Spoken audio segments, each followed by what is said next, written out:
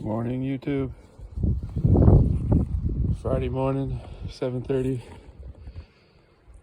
here in New Brunswick. It is with the wind chill. It's minus 23 Celsius. So it's supposed to get down to between minus 45, minus 50 tonight for one night, and then back up to minus 8. Crazy weather.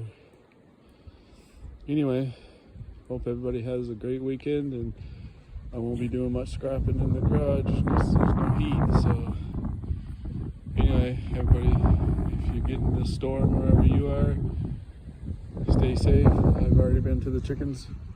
Their water wasn't too frozen, but anyway, hope everyone has a good one.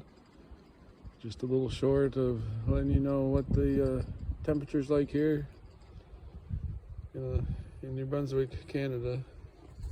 Thanks a lot. Subscribe, share, like.